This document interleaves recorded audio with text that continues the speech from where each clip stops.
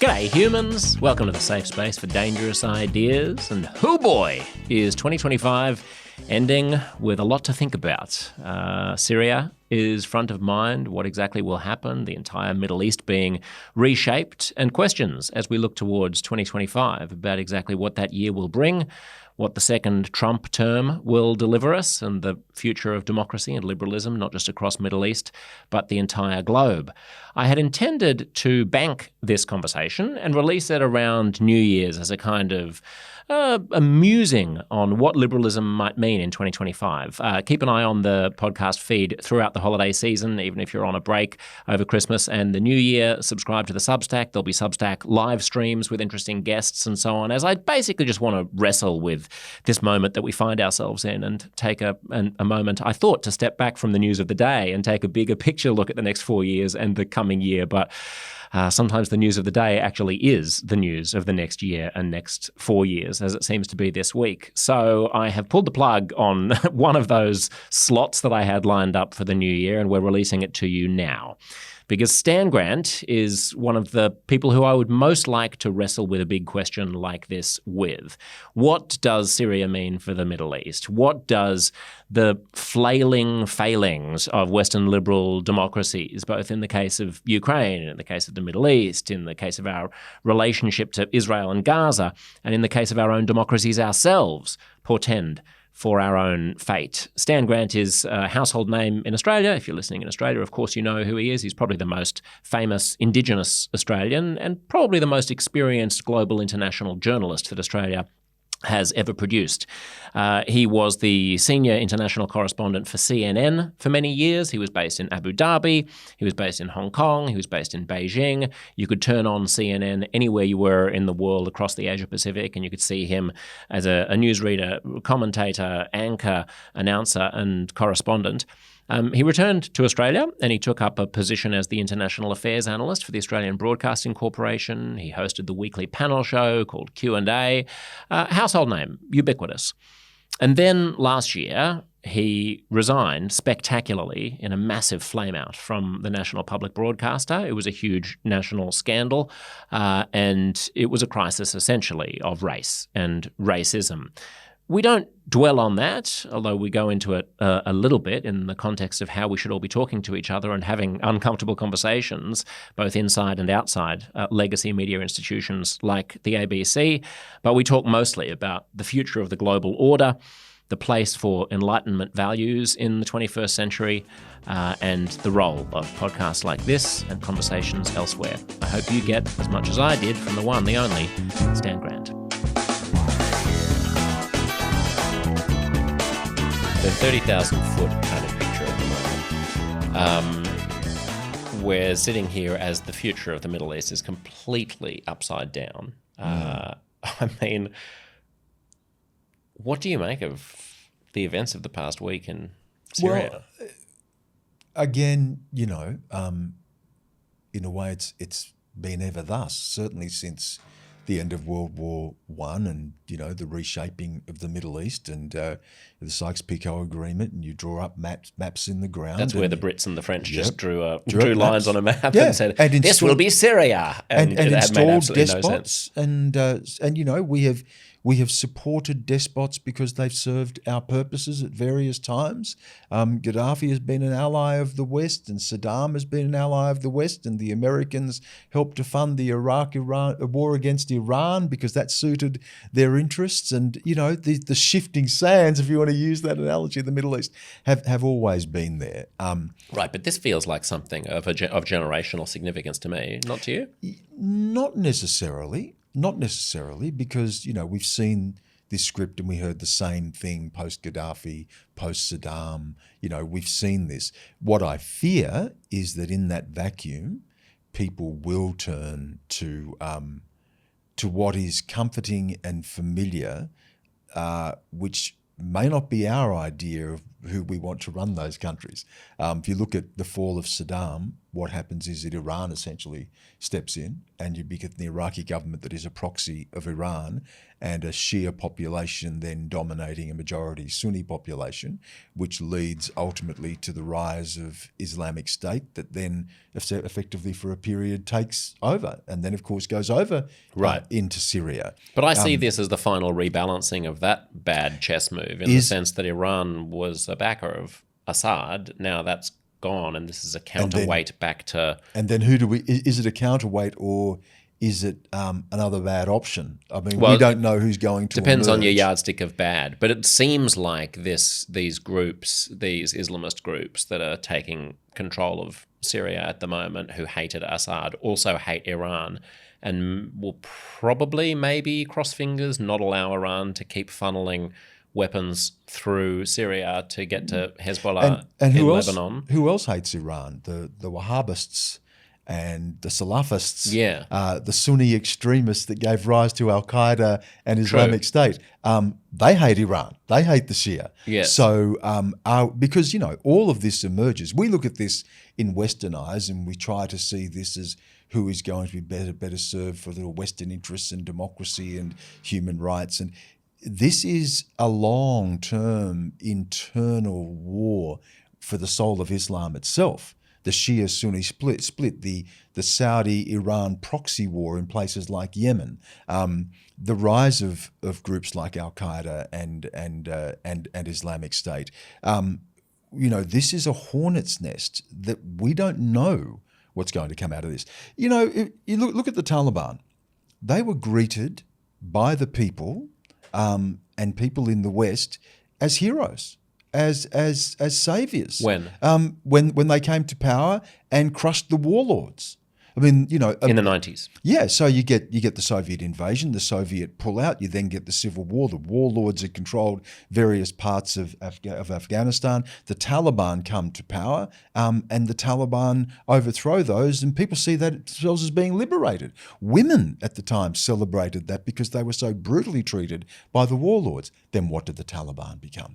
And who's, during the Soviet invasion of Afghanistan, who does the West curry favour with and in a circuitous way help to fund the Salafists and Wahhabists of Al-Qaeda and others who and the Mujahideen, who they're giving rocket shoulder launched grenades to. So this is where we find ourselves, in something that is so intricate, something that is deeply theologically rooted, something that is historically rooted, socially rooted. One of the things I look at in Syria now, and I say, if you get to a point when the euphoria of the overthrow of Assad is gone, and suddenly, you're confronted with the struggles of daily life, and you don't have, you flick a switch and your light doesn't come on, and there's no one to do your plumbing, and the school's closed down, and the hospital's not working, and who do people turn to? Who do they choose to represent them? Are we going to see a democratic future for Syria? Who do they vote for? You look at Egypt and you look at the rise of the Arab Spring. Who got elected? The Muslim Brotherhood. Why? Because they've been running the hospitals and the schools. They were working in the communities. And then we didn't let that happen, and we helped assist a counter-revolution, a military counter-revolution. And a military counter-revolution. Restored military power. And this is where we end up. And again, this is the complicated world that we live in. And I don't know where the ethical ballast comes to hold this in place. If you look at the Cold War, it was that standoff provided an ethical counterweight. The world was held in place. And there were proxy wars, of course, in Korea and Vietnam and the Middle East, of course, meddling in the Middle East, and there were power plays there, and the Soviets supporting some and the Americans supporting others. But broadly, there was this counterbalance of ideologies and power that provided a moral ballast to the society. And we in the West believed that morality and ethics were on our side, and then ultimately that prevails. And the post-Cold War world, which We rushed to call an end of history, and we were all on a journey to liberal democracy. Descended so quickly back into the warring tribes. There was nothing to hold that in place. Where does that ethical and moral ballast come from now? Who can hold this contest in place? Certainly America can't. Well, did it come from the existence of an evil empire to stand in opposition to in the form of the Soviet Union?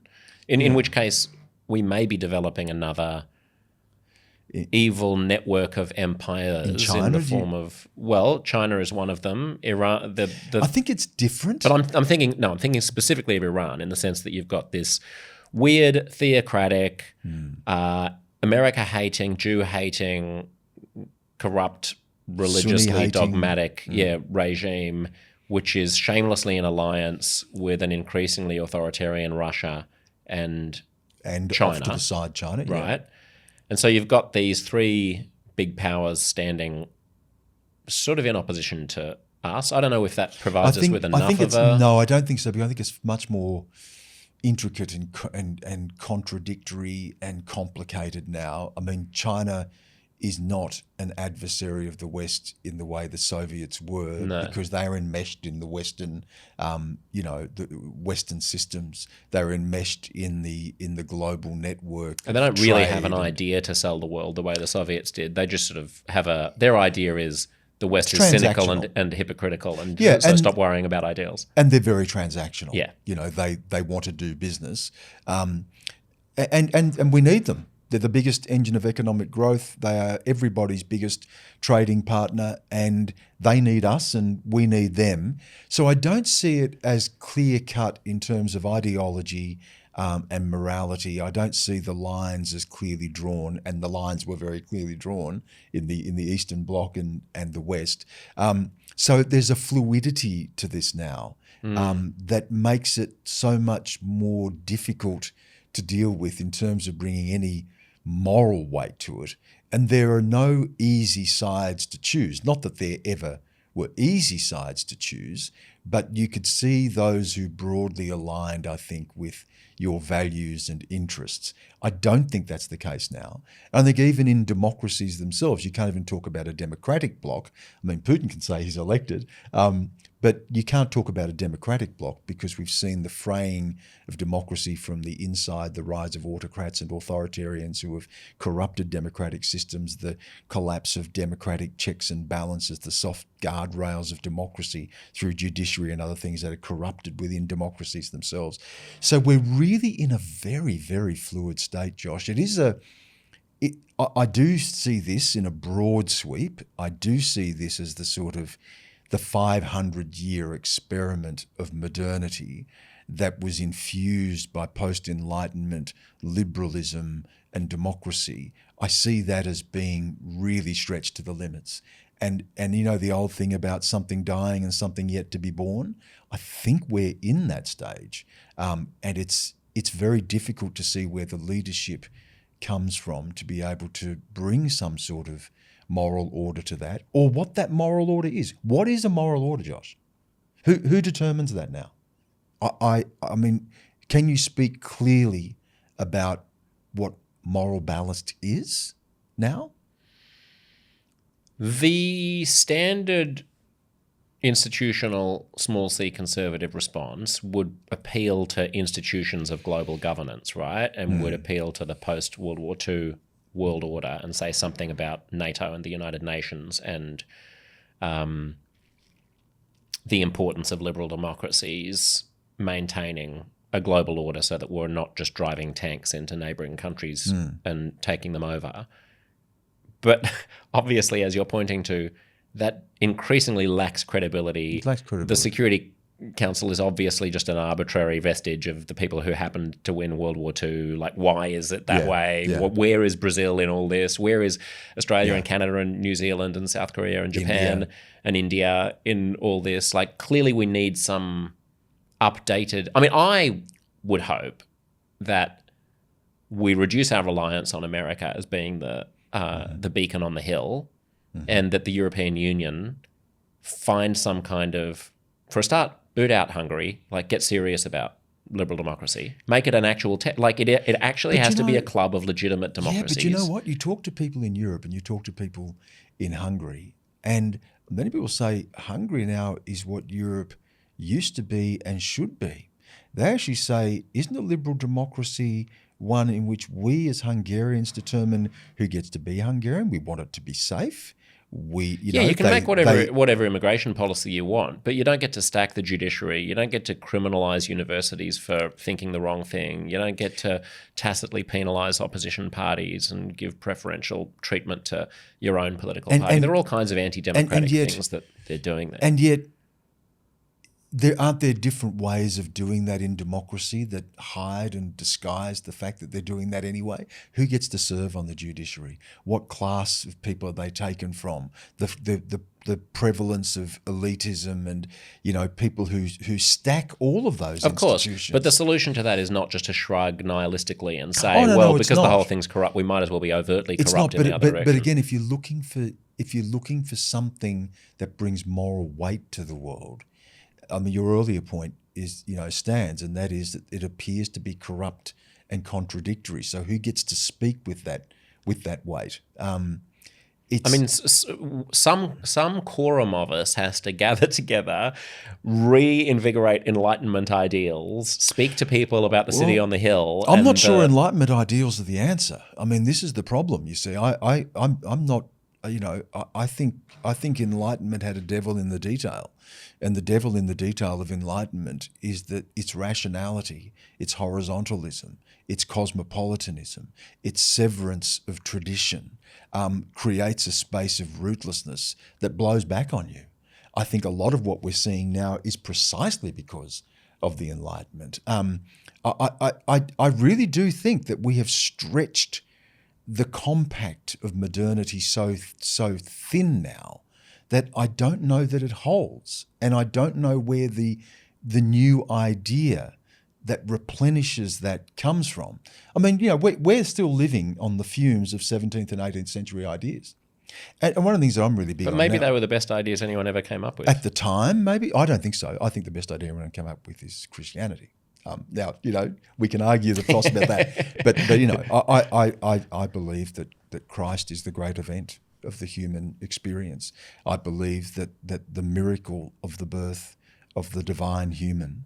I believe that... Well, hang on. There were moral insights that Christianity popularized, which have since become, I think, almost universally accepted by secular people. And much of what at the expense of what was really true about Christianity. It was not just a moral proposition. What was true about Christianity was the fact that the divine is greater than the human, and the human is completed in the divine. That's the Christ moment. He is divine and human. If we take that seriously, if we say the human is not the limit of the world, it's okay to cherry pick and take some of the morality, and Immanuel Kant can take the do unto others as you do unto yourself, and essentially call that the golden rule of his philosophy of how to bring about a perpetual peace.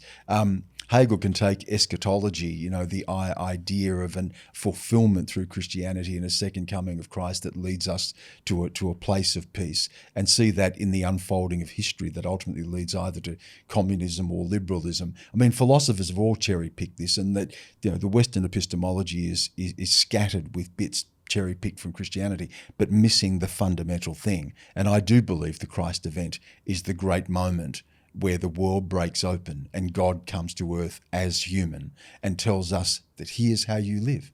You forgive your enemies. You love all. You judge none. Right, but the vast majority of humans in the world who are not Christians and who have ever existed who are not Christians have also found ways of constructing their civilizations and their societies with generosity. That's true. And I have great respect for that, and I've lived in those societies. I believe the Christ event is the great event. And just in terms of cherry picking, it's of course true that secular philosophers have cherry picked Christianity, but it's also true that religious institutions get battered by the forces of modernity and cherry pick. I mean, one of the reasons that I'm a Catholic and I converted to Catholicism is that it still stands rooted in a tradition that's pre-modern. It is an Eastern tradition. It comes out of, there is a direct lineage, and and it does stand as a form of resistance to modernity. It does hold out against the whims of modernity. It holds on to something mystical and magical that modernity, of course, banishes to the realm of superstition. So just to come back right, to... I mean, we did, by that logic, you wouldn't have reformations. And no, exactly. Thank God. Yeah. I think Reformation is But do you go to a mass in Latin? I would like to. Sadly, we don't. Post Vatican II, we've made those. But was Vatican II a mistake?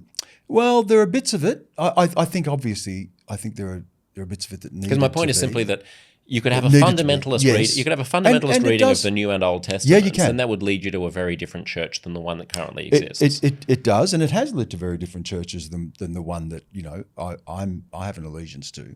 But I do think Catholicism holds, for me, at its best, to that belief in the Christ event as the great defining event of humanity. But to me, there's no solution in that, Stan, because all that is I saying... think it is the ultimate solution. Is saying, yeah, but I know, but Muslims think that theirs is the ultimate solution. Every sect thinks that it has the answer. And part of the communication of that, which I love the ecumenical conversation.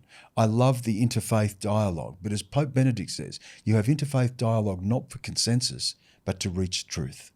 And I believe that in the crucifixion and the Christ event, I believe you see the great truth. But that's me. I mean, I'm open to that conversation. But to bring it back to your idea, when you said, is this the best idea? I refute the idea that Enlightenment and liberalism is the best idea, and I think we're seeing the limits of that right now in a world that we are increasingly incomprehensible to one another. There is no moral ballast. I mean, let me just clarify what I mean by the best idea, right? Because it depends what yardsticks one uses to define best. I see the world as generally as a collection of tribes. In most places and most times, there are dogmatic tribes that believe that they have a monopoly on the truth about the nature of the cosmos in some way, whether those are traditional societies that pray before a bunch of imaginary gods, or whether that's Islam or one of the big faiths, or Judaism or Christianity or Hinduism, or whether it's a secular thing like communism or Marxism. Most people in most places at most times have been quite convinced that their system of doing things is the correct one.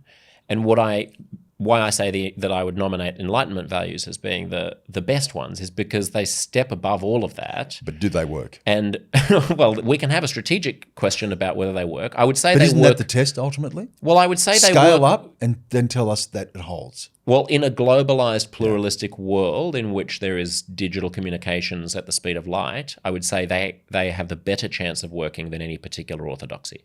I think the opposite might be the case in that in that scaled up world with communication at the speed of light, we actually see the capacity to become incomprehensible to one another, alienated from one another, and a blowback of a return of tribes in their most violent way. I think part of that is what we see. Yes, we're seeing that. But is the solution to that everyone should become Christian, or what? I don't think. Well, I hold to my tradition as the truth of tradition. I believe that's the great event. But I know people are not going to see that. So then we live in a world of contested traditions. How do we bring a respect and a peace to that? If cosmopolitanism and liberal neutrality is not enough. You see, John Rawls' idea of a veil of ignorance, that you come to the public marketplace, you come to the public square, devoid of any inherited advantages, devoid of culture, colour, severed from ancestry, and then we construct a place of fairness if none of us have any particular vested interest. It might be a wonderful thought experiment, but the moment someone puts a weight on that scale, the moment someone says, I'm a Muslim in France and I want to wear a veil, and France says, no, according to our of la cité in the public square, that will not be happening. Is that person French in the fullness of their faith, in the fullness of their identity? You put an existential weight. Who mediates that weight? And then you add mass to that, and then you get real conflict, where people are inside a society demanding a recognition of a right that society can't recognise. And I think rights themselves as a way of ordering society. First of all, they're coercive. And the distribution of rights, as Hannah Arendt put it, the right to have rights, becomes the definition of fairness. And I think these are the rocks that liberalism stumbles on. But wait, so Rawls's idea, for people who aren't across and correct me if I'm getting it wrong, is that when deciding whether or not a system or a rule is just, you should imagine, you should have the thought experiment of saying, imagine if I didn't know who I was going to be in this society, That's right. and I was just going to be reborn as anybody in this particular society. What would a fair society look like? What would the better of the two options be if I didn't know that I was coming black, in as gay, it strikes me.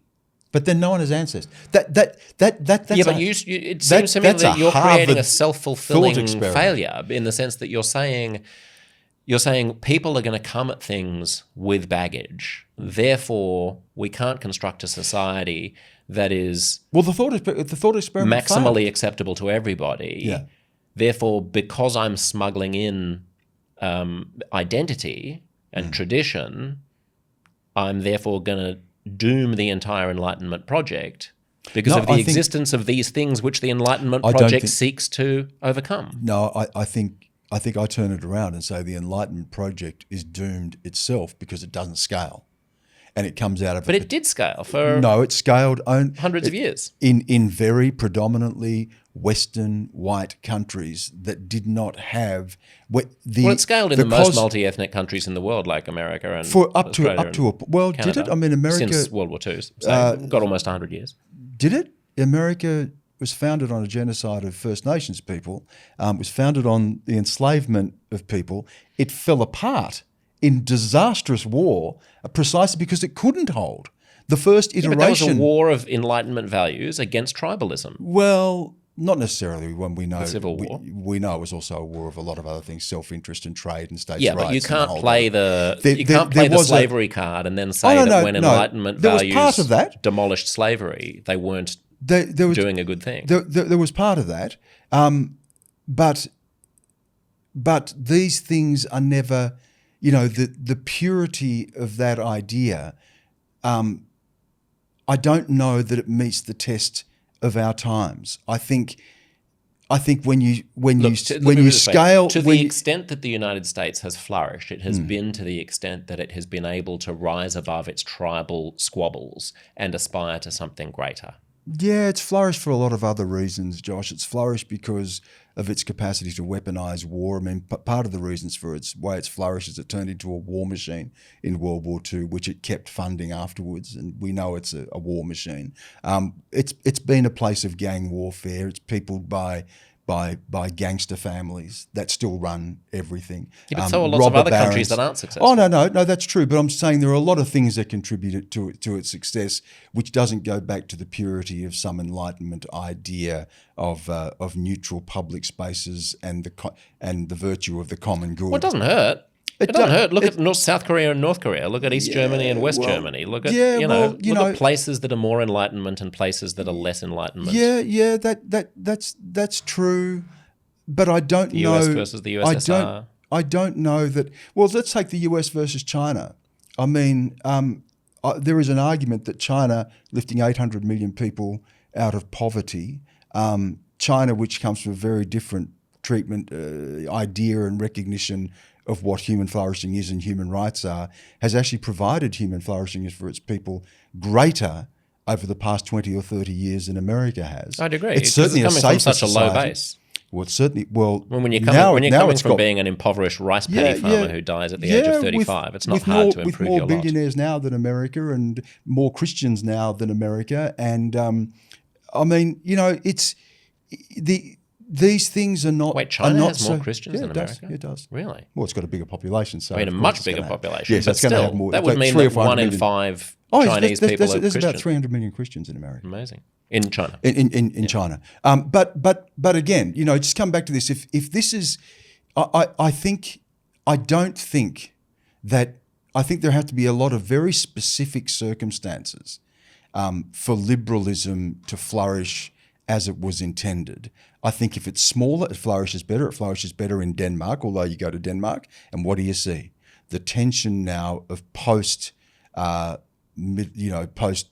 Iraq, post Syria, Middle Eastern wars of people coming there, Ukrainians coming there, creating a level of tension because those Enlightenment values don't hold when it meets the stranger that lays an existential claim against those values. But now you're sounding like Marine Le Pen or the anti-immigrant right in Europe, which would say the Enlightenment will work as long as we don't have dirty foreign. And I can see where that comes from. I don't agree with that because I think they play to the worst instincts. I'm a Christian, Josh. I lean into charity. I lean into the love of the stranger.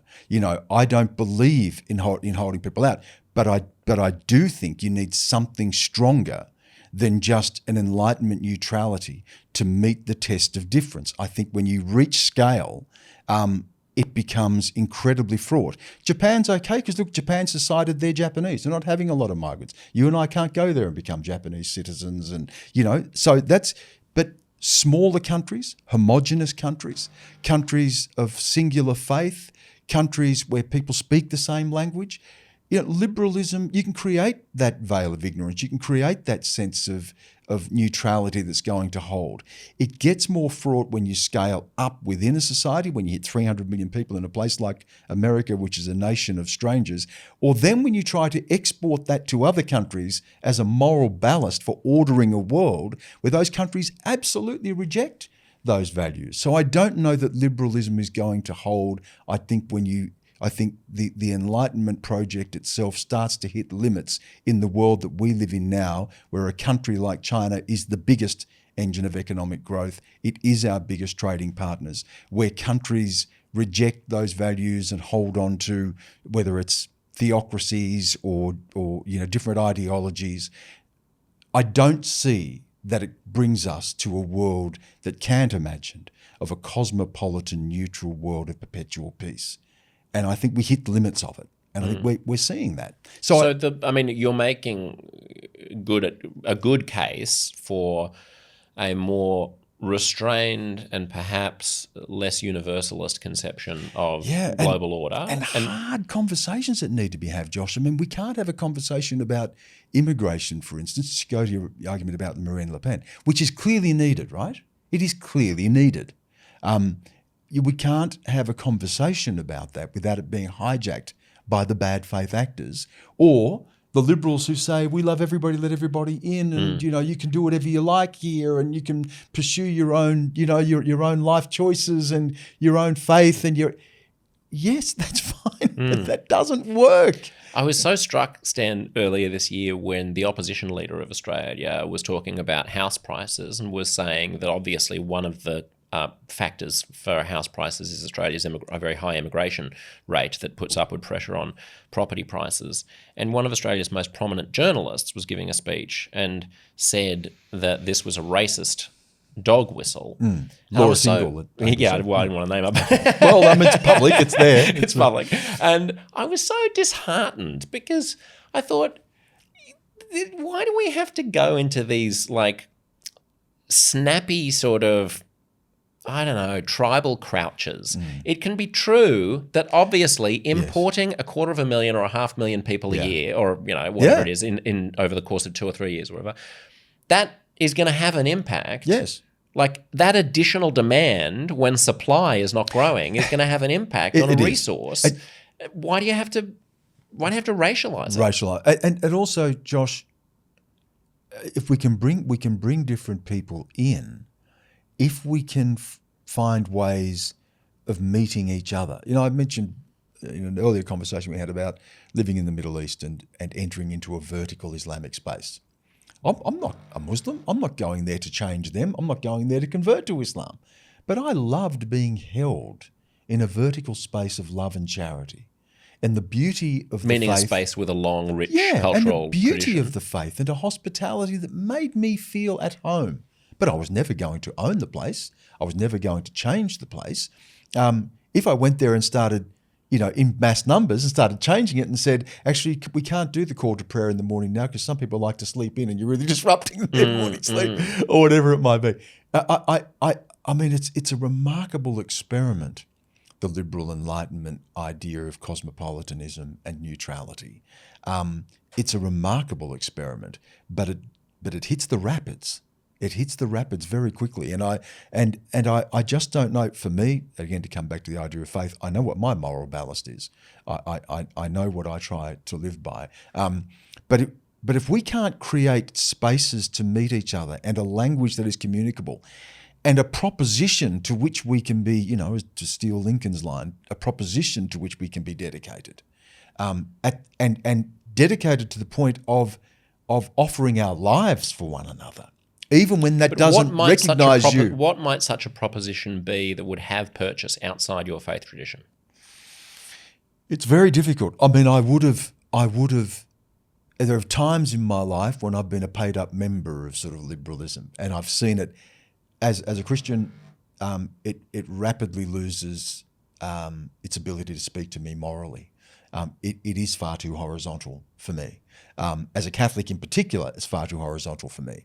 But I look, Josh, I think it is very, we are confronted with the reality that the experiment of creating cosmopolitan spaces of neutrality, of creating liberal spaces of rights that can regulate difference and apportion proportionate justice in light of our historical and cultural baggage, I think we have hit limits of that everywhere.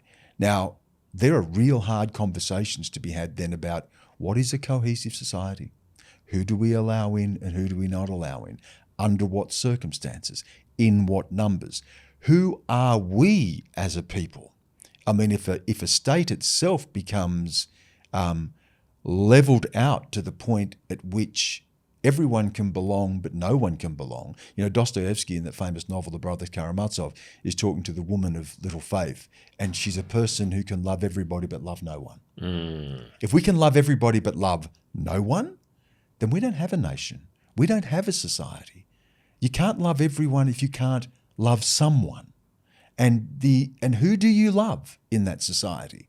These are really difficult things because, of course, it's anathema in a liberal society to bring that weight, to bring the weight which is then I'm not sure called about that. bigotry. I think it's in the idealized Enlightenment version of liberalism. It's not anathema to bring that weight. It's anathema to impose that weight outside of your clan. You can bring what I'm saying by that is, in liberalism, to then stop and say no.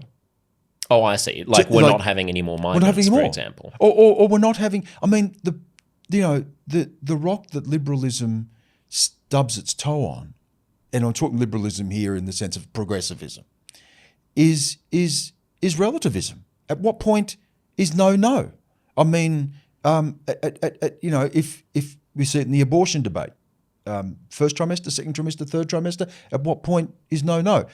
If someone wants to transition, if a 10-year-old is, just for argument's sake, I don't know if this is the case, but if a 10-year-old is to begin gender transition, why not a 5-year-old? Or puberty blockers, yeah. I mean, what are, I look at these things and I think progressivism that continually expands the horizon reaches a point where you do love everyone but love no one. And there is nothing that holds that society together. And this was always the devil in the detail of Enlightenment because it was capacious and because it did tilt towards a pacifying neutrality, that it ceases then to have any purchase. And if someone brings something to that public square that puts an existential weight on it, we then either have to accept or reject that person. If you reject that person, is it liberal? If you accept them, are you bringing something into liberalism that's going to poison it itself? It's a drop in the well can poison the whole well. So this is really, really tough. They're tough conversations to have. And of course, the moment we open the door to these conversations, we get half-wits and bigots who want to capitalise on this and pit us against each other and weaponise it, rather than being able to say, what does a cohesive society look like? And Australia is going to look different to Korea. It's going to look different to India. It's going to look different to America. What is it to be British? We saw this with the Brexit vote. It wasn't just about trade. It was about identity. What is it to be British? Trump inhabits something of that identity where people say, enough. I don't want you to speak in acronyms. I want a man to be a man and a woman to be a woman. I mean, I'm okay in the world of acronyms, but I come out. I'm a liberal elitist who comes out of the universities. But a lot of people, my parents don't live in that world. You have an interesting anecdote in a great piece that you recently wrote for the Monthly magazine about going and giving this very highfalutin lecture at Yale, and then walking down the hill and getting lunch in a diner, and feeling like you've just walked from one side of America to the other. Exactly, from the summit of the elite into the land of the real people. And I felt more at home because at heart I'm a working class person. And I'm an Aboriginal person from a working class family. JD Vance has got more in common with me than Kamala Harris. That's just a fact. Her liberal elitism doesn't speak to me at all. JD Vance, while there are things I might disagree with him politically about, and some of his language I find intemperate, when he talks about growing up as a poor boy, sharing a room, dysfunctional people around you, I know where he's coming from. And, I walked down to the diner, I sat in the diner, and there's a bloke at the bar, and he's complaining about the cost of buying a new window, and two black women are booth next to me, and there's a Latino waitress, and not everyone's sitting around with each other. It's not kumbaya, people aren't holding hands, but they're breathing the same air.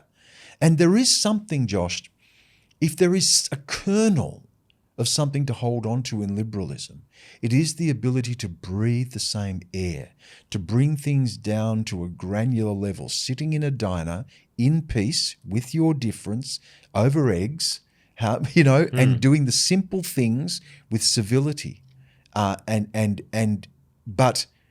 holding the balance of that is very, very fragile.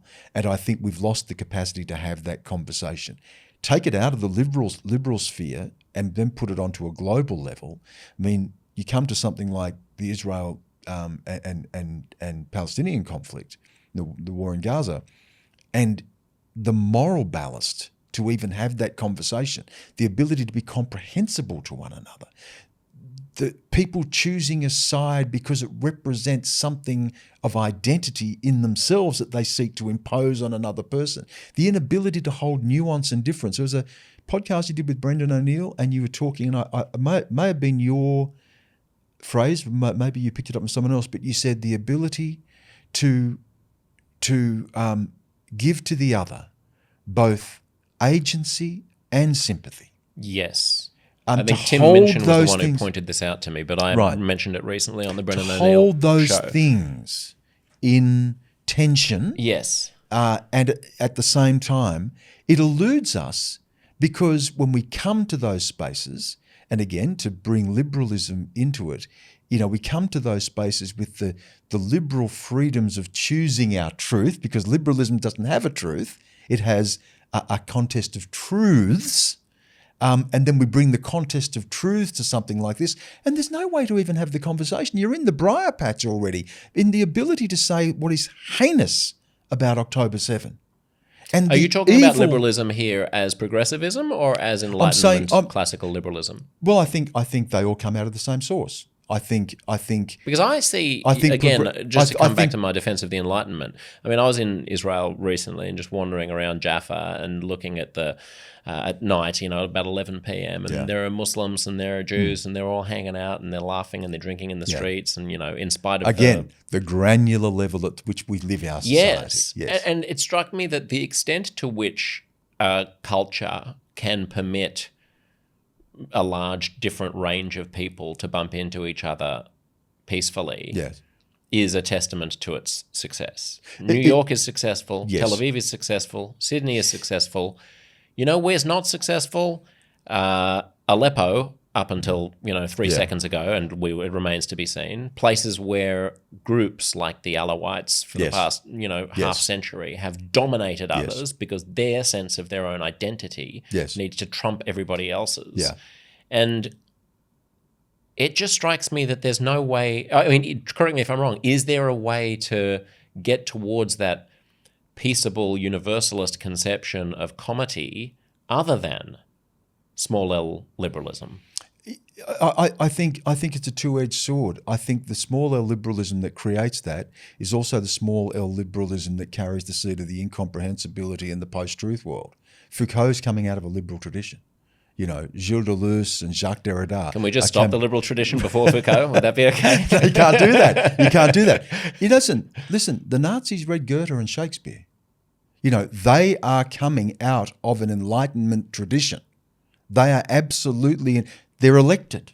They are coming out of an Enlightenment tradition. But they found liberalism's feckless. They hated Well, Weimar. they did. Carl Schmitt, you know, absolutely. You know, the friends enemies dichotomy of politics that he set up. But fundamentally, the Enlightenment births the gulag and the gas chamber, and it births, you know, the beauty of the cosmopolitan world. It births an America and a Britain that can stand up at the horrors of Nazism, and it births the ideas that can lead to that Nazism in the first place. I don't think it does. Oh, no, it most definitely does. I don't think Nazism is in any way a pure expression of Enlightenment liberalism. Not a pure expression. Of course, it's building on the cultural traditions that it exists within, and how could it not? But it is, to me, a highly dogmatic, almost religious, it's a secular religious form of identitarianism. But the seeds for this are planted there. I mean, first of all, we talk about Enlightenment. There are Enlightenments. And, you know, there are some who leaned more towards... I'll take the Scottish one. Yeah, you take the Scottish one. I mean, but you know, take the Scottish one. Okay, well, Hume also gives birth to modern atheism. So if you want to take... Fine by me. Fine by you, but... there's some heinous things done in the name of atheism. Again, you've just signed up to communism. They're religions. Communism is a religion. North Korean leader worship is a religion. And so is liberalism. Well, not in the sense that it doesn't require you to believe a set of doctrines that I think have it no does. supporting evidence. I think it does. I mean, again, to use a term that's overused, but isn't woke a dogmatism that emerges out of a liberal freedom and I would of a say pursuit of truths multiple, that leads you to a dogmatism? And in many ways, to the extent that it's dogmatic, I would say it's a new faith, and it's illiberal in that sense. But it's non-secular. It has all kinds of pieties. Maybe non-secular. It has things you're supposed to say. Has things you're supposed to pretend to believe in. But gestures you're supposed to undertake that are contrary. But this is the inherent. You know, everything has there's a devil in the machine, and I think in Enlightenment, if you take it right across its entire scope.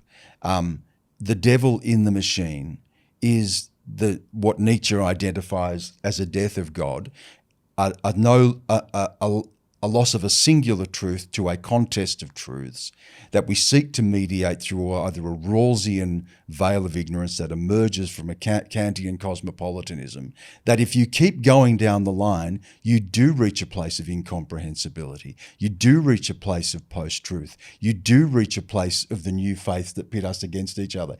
The illiberalism conversely emerges from the very seeds you've sown with the liberalism that allows the freedom of thought severed from tradition that allows you to create your own reality. Yes, I'll cop that. And when the illiberal offshoots of liberalism begin to emerge, that's when you have to cauterize them and stamp them out and go, we're not going to be woke. We're not going to do that. Okay. You've just gone down the wrong path. Let's all get back together and be universalist and pluralistic again instead of hunkering down into new tribes. And who decides who belongs in the universal and the pluralistic? Who decides who's out and who's going to deport them? And when you deport them, are you going against one of the tenets of liberalism, which is supposed to be able to handle the weight of difference? Well, yeah, by cauterize them, I don't mean that you ship them off to Antarctica in a box with their head cut off. I mean that if a person is espousing ideals that are censorious and petty and try to redraw boundaries, yes, we elect them. We do, sadly. We elect that I would regard that as an aberration from the spirit of liberalism. But it's really interesting, Josh, because you know I just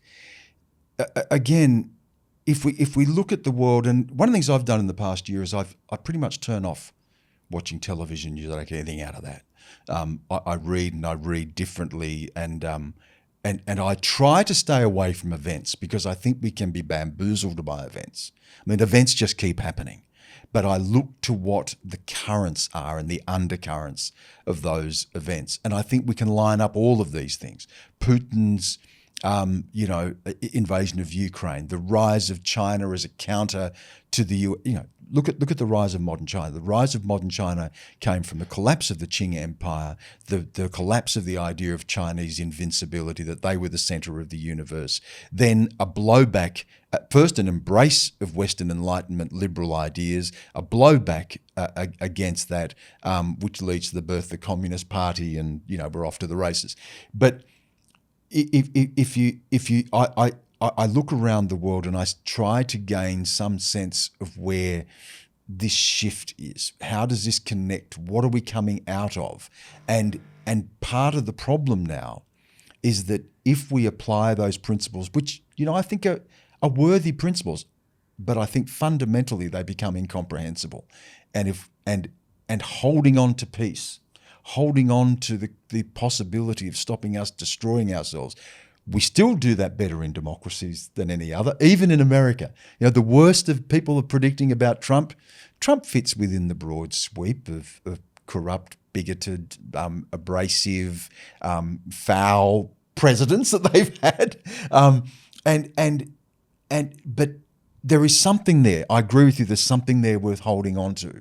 I infuse that with my faith, and I try to live that at a granular level, where I am extending what my faith calls and mean the charity and love to the stranger, but with the hope that there is a proposition to which we can share a dedication and commit ourselves to. Scale up, it gets much harder. Out of my village, into my town, into my city, into my nation. Take it out of the nation, take it to the rest of the world. And I think this is what we're presented with now. Stop looking at the events themselves, because the events will change. But what's happening at this big level? We invented the modern world. We're all modern, but what's modernity going to look like? One other thing I want to bring to the conversation is something else that we don't consider, is that we're still living, as we're living off the philosophical fumes of the 18th and 19th centuries, we're still living in a Newtonian world. I mean, the idea of the modern nation state was a response to Newtonian physics. How you hold things in place through equal and opposite force. The beginnings of the birth of the modern state, of bordered states. They are set in stone. There's gravity that holds them in place. How does that fit with a fourth industrial revolution and a quantum world where states are no longer set in stone, where there is no concept of time that holds things together, where space itself is interconnected? The idea of quantum physics, where you can have particles separated by space, but the observation of one immediately changes the observation of the other. You sound like you've done ayahuasca and are now talking about this is the geopolitics of the stoner. What does it mean for things not to be placed in time, though? I think this is actually coming. Tell me a 15-year-old today whose life is defined by bordered nation states. Their friends come from cyberspace. Their entertainment. They trade. I mean, my son's an aspiring young YouTuber. He's doing very well. He's got audience all around the world. He's not bordered economically, technologically, socially by any notion of a bordered state. The Newtonian idea, just like the 18th and 19th century Enlightenment philosophical ideas, no longer fit with a fourth industrial revolution, quantum age, where time and space themselves are no longer fixed entities that define us and hold us. And I think, again, we have to, in the 20th century won't answer the questions of the 21st, let alone we look into the 22nd century. There is inevitably going to be a change in the way we see ourselves, identify ourselves, and form our political entities, our polities, that are not territorial. Right. And that's going to come. That is inevitable. It's already here in the sense, isn't it? It's already here. In the sense it's that not legislated in a specific way. No, and we struggle with the legislation even within nation states, we have now a collection of demoses, if we ever didn't. But it seems like since World War II, we sort of all were one demos in a way. But now you don't get Trump, surely, without Twitter. And you don't get, Brexit without the Syrian refugee crisis, and you don't like. So there are all these kind of interlocking, I guess, groups that all have a quorum of their own who are fighting for spoils within nation states and between them. But if we're all just bits and bytes, like flying through the ether and bouncing off satellites and communicating to people all over the world, and the post-World War II system of nation states as instantiated in the United Nations and the Security Council and NATO and all that falls apart or becomes an irrelevant relic, then how do we gather ourselves together in ways that that aren't just a return to tribal warfare? Yeah, well, it doesn't have to be tribal warfare. Maybe return to tribal peace. It may be a return to something. Where was there ever tribal peace? That you don't actually see the stranger. I mean, I don't know. I don't think look, we can't turn back the clock. And we're not going to, we have a level of communication and we have a level of connection to each other through communication that we're not going to be able to turn that tap off. But it is changing the nature of the human relationship. And of course, we're also on the cusp of something where the human itself, we're becoming into a post-human world, and a human itself is no longer, when does a robot have rights? Right. As we would see them. When is a robot thinking? When is it sentient? All of these things we're going to have philosophical answers for. I would say also theological answers for. And I think one of the things that we've seen has been, while the West has become increasingly secular and non-religious, there are also stirrings. There are stirrings for people looking to recover something of the soul that I don't think ever leaves us. When I see kids in the morning getting up to go down and look at the sunrise, yes, they're taking a photo of it, they can share on Instagram, but they're up there because of something. There is something, and there is a movement of consciousness now that we know cannot be defined by technology. It can't be measured under a microscope. We can map the human genome. We can't map the human soul. And we know there is something of the soul in us. And I think all of this is going to be part of what emerges out of the tumult that we're in right now. But I do think we're in a stage, given the fourth industrial revolution, the quantum revolution, given the way that the amorphous nature of belonging, given the deterritorialization of bordered belonging. I think all of those things create a state of flux, and there is so much moving. And we're in a period, Josh, where we're trying to traverse that with outdated ideas or ideas that can't speak to the complexity of it. A faith that's been pushed off to the sidelines and people don't even know how to talk about God. Religion itself that's lost its purchase in its ability to speak to these things, and this challenge that we're having of who belongs? How do we speak to the stranger? Yeah. What does cohesion look like? What does society look like? One way that we try to speak to strangers is through broadcasting, through conventional old broadcasting, especially public broadcasting. It's 3 minutes past 11. Do you have 5 minutes? Yeah, sure. Yeah, great. Once I start talking to Josh, I'll be here all day. Exactly. And I'm interested in your thoughts about this because there are currently ructions in the Australian public broadcaster, which you left last year. And you. As I did as well. Your experience was formative for me as well, seeing all of the shit that you had to go through. But now there's new management and seemingly like a kind of a come to Jesus moment at the public broadcaster about what role is it supposed to inhabit. I don't think I'll be worshipping at the Church of Kim Williams, but... What are your thoughts about this whole conversation about podcasting versus... mainstream media? I think the ABC really, in so many ways, are struggling to know what it is, who it speaks to, what its audience is. I mean, the ABC audience traditionally has been pretty daggy, pretty conservative. They like connection. They don't want to be yelled at. They're not a commercial audience. They're never young. So I think all of those things are part of it. But there are new ways of communicating now. There are new ways of being able to speak to each other. And the ABC's trying to sort of catch up with that. The ABC's got itself into some awful messes. I mean,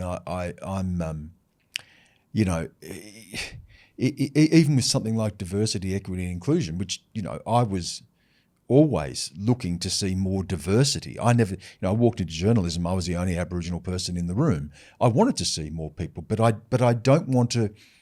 I think there's such a fine line between where your diversity defines you and where it enriches others, where it enriches the shared experience of that. What does it mean for things like the, you know, journalistic integrity and detachment and objectivity and all of those things? The ABC is wrestling with so much of that. To bring it back to the conversation about liberalism, it is a hyper-liberal entity that now struggles to actually communicate to itself and its own audience, if you know what I mean. Even its own ability to communicate with its own staff. You know, it's hoist by its own petard in so many ways. So it's an important entity. It's an important organisation, but it needs more clarity. It needs to stand firm. And it needs to also be able to stop having to constantly be dragged into culture wars where it feels as if it has to defend itself, which takes it away from its ability to speak to people where they are, as who they are, in the entirety of who we are. It's a very important organisation, but it's struggling with the same fissures that are weakening the bonds of our liberalism everywhere. I don't know what, I mean, you know, and these things are all in the past tense for me because I don't ever see myself being back there. I don't ever see myself sort of occupying a position of prominence in that sort of. It's not where I'm at anymore. I've, you know, this conversation's great, and we can have a nuanced conversation, and people can take it hopefully in the spirit that it's meant, that it's capacious, it's caring, it's generous, it's charitable, it's challenging. But I don't trust the spoken word as much, and part of my experience has been that my own words have been sliced and diced. I've been represented as something I am absolutely not. I'm not a card-carrying, race-baiting identity warrior. I'm not someone who hates all of Australia. I'm someone who's always looking for a deeper understanding and a more open conversation. I am a person of faith. I mean, all of those things. The spoken word for me is just it just melts. Whereas I like writing now. I like the solitude of that. I like to put something on paper and say, this is what I think. You take this in its entirety. You read this in the spirit that it's intended. I don't see a space for myself there. I see a space for someone like you. And I think you should be there. I think you are part of that conversation. The very things that, if I'm not speaking for you, but the very things I see as part of the reason you're not there is because it wasn't able to deal with the complexity and the nuance and, you know, the spikiness that you can bring to those things. There's some real challenges for the ABC. I want to see it thrive, but I don't know that. I'm not seeing evidence of that at the moment. Are you? I'm hopeful. You think there might be a shift? I'm hopeful. Yeah, I'm hopeful that it is currently reeling. Well, obviously there are big technological changes that it has to grapple with in terms of the way young people get their media. But I think you could have a public broadcaster that still produces content that speaks to everybody, including conservative voters in Southwest Sydney, and also the worthy university elite. You know, you just need a few more. Yeah, can you see it? I mean, the choices that it makes. Here's one for you. Should the ABC still broadcast Mardi Gras march on the night? Well, I mean, this opens a whole can of worms about whether we should still have a Mardi Gras parade and whether that's the best way of expressing sexual should diversity. It, given that we know that Mardi Gras march is inherently political, it is. It is in many ways a political rally. And ABC staff are involved in it, not only just broadcasting it or commenting on it. Well, it's usually the official broadcast partner of the parade as well. Should it be? I don't think there should be. Where 40% of people in Australia voted against same-sex marriage, where, I mean, that's. I'm not saying it should or shouldn't, but I'm just saying these are the questions it has to ask itself. Right. If Kim Williams says it wants to be the organisation that he envisages, if you're going to do that, what about other things? I mean, what else do you broadcast? Part of the issue that I think you're pointing to is that in the in the laudable quest for more diversity and inclusiveness, there is a risk that the communities who are the most vocal about being quote unquote diverse come to dominate everybody else and enforce the kind of way of speaking and thinking about those issues on everybody else. Also, the ABC makes a value judgment. It makes a choice. It says we're going to broadcast this and celebrate it and not other things. Or in spite of the fact that for many people, they're going to be uncomfortable that night and not even watch the public broadcaster that they pay for. By all means cover it. I'm just saying, I'm not saying do or don't. I'm just saying these are the big decisions that they have to make. I tend to think that that the solution to this will lie somewhere in being much clearer about what is news and much clearer about what is commentary. And on the commentary side of things, on the quote-unquote content side of things, I think there should be a much wider acceptance of more diverse opinions, which include opinions that some people might interpret as being intolerant or bigoted or whatever, just part of the rough and tumble, the big rambunctious public square. And then on the news side of things, you shouldn't allow your desire for quote-unquote diversity to mean that journalists are bringing their whole selves and their own lived experiences to work and contaminating objectivity with their own activism. I walked that line my entire life, Josh. I mean, I was never a diversity pick. I came into an era where there wasn't those things. I know. I mean, that was why you were so valuable and so indispensable. Why in some ways I miss you there because never had a job where being Aboriginal was a qualification. No. Never in my life. Working for CNN, but I came to the world as an Aboriginal person with all the complexity and idiosyncrasy that I demand in that. I don't see the world just as all other Aboriginal people do. I have different experiences, but there is something that formative in my culture and my childhood and my family that allowed me to look upon the world. So, for instance, one of the things that I was always drawn to were questions of injustice, questions of the suffering of little people. I went into a war not to do the big bang explosions, but to be there after the explosions and look at how mothers picked up the pieces. I wanted to see how people lived when all certainty had been taken from them. That was informed by my own background. Now, my storytelling came out of that. I could bring something of who I was to it by interpreting, I would hope, an objective set of realities and facts that help support that story. But that doesn't mean I go in there and then say, I'm not going to do this, I'm going to do this, and I demand to put my own opinion into this story. Yes, I never did it at all. You never parroted an expected line. We never tuned in knowing exactly what you were going to say, because he's the Indigenous and then, of course, during The Voice, I found myself sort of pilloried and parodied as this sort of race-baiting identity warrior who hated Australia because I was part of a King's coronation coverage where very gently, very lovingly and respectfully in a conversation said we have to also consider the things that happened under the name of the Crown. Now, here's something people don't know about me, Josh. If there was a Republican referendum tomorrow, I'm not sure I'd vote to be a Republic. I'm not sure I would. I respect tradition. I respect what that has brought to us. Australia is a really precious democracy and one of the few that maybe because of our size, our geographical distance, we don't share a border with another nation. We have compulsory voting. We're very wealthy. Maybe all those things mitigate against the extremes. But there's something precious here that I would meddle with, at our peril. So I'm not sure I would. Yet I would always be, because I'm Aboriginal, sort of cast in this particular way. And I never brought that. And I thought, I was uncomfortable, even at the ABC, in being put into those boxes. I want to see more people with darker coloured skin. I want to see more diversity. But I want to see that enrich us, that I hoped I brought in the best of my journalism, that did not just continue the perpetuation of identity boxes or bring contested truths to a space that makes us incomprehensible to the other person. What do you remember feeling in the aftermath of that broadcast? Betrayed by the ABC because they did not defend me as vociferously as they should have. I was put onto that program precisely to bring a perspective that was rooted in truth.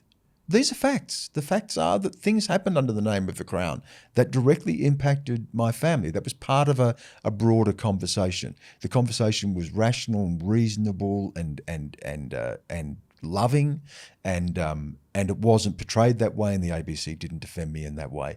But it also, Josh, it also made me reflect on myself too. And I thought, if that's what's going to happen, maybe I'm better off not being in those spaces and finding other ways to talk to people. It traumatized me for a very long time, and probably still am a little bit gun shy and very careful about how I present myself. I write for the Saturday paper, and I love that writing because I can guardrail that. I can signpost what I'm going to say. I can allow the arguments to develop. I can bring in nuance. This conversation with us in good faith, really deep and traversing so many subjects.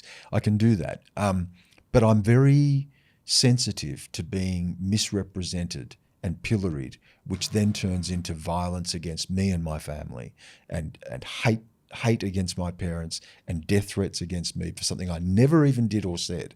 And the failure of the ABC to defend me, I think, contributed to that. And others who wanted to maliciously malign me and my family and misrepresent me created that blowback of hate that never allowed me to speak in the way that I'm speaking to you today. So look, it doesn't really work for me, I don't think, in that environment.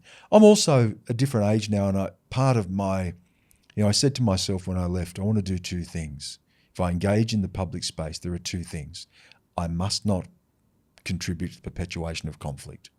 And that means being mindful of my own language. One of the things I made the mistake of before was thinking that truth was enough. Truth is not enough. Truth must be spoken with love and compassion and charity for the hearer of the truth, even because sometimes they've never heard that before. And you need to prepare people for that. And I was guilty, perhaps, of not doing that before. So I don't want to do anything that contributes to the perpetuation of conflict. And I do not want to do anything that reduces me or reduces the listener. This conversation, I think, enlarges us. It enlarges the experience of the listener. I hope that people take it in good faith. I hope that people don't rush to offence by snipping out one little part of the conversation and not hearing it in its entirety with all of its nuance. They will, and they do, and that is the lot of anyone who speaks in public. It happens to me every single week. But I know that I haven't done that. Yeah. And so when I engage, I do that. So I'm very mindful of where I engage, how that will be heard, whether it's with people of good faith, whether people are going to weaponize it, turn it into conflict. And I just stay away from that. And I try to live life in a very granular way. I try to offer a smile to people. I try to write from a position of love and charity and forgiveness. I try to stay close to my faith and be as honest and decent as I can. I'm not sure I can do that in the sort of broader mainstream media. So I've just been finding a place for me to do that in my own little way, even if that's just, having a smile at someone at Mass. Well, Stan, thanks for doing it here. So great to see you. No, it's been a long time. Thank you.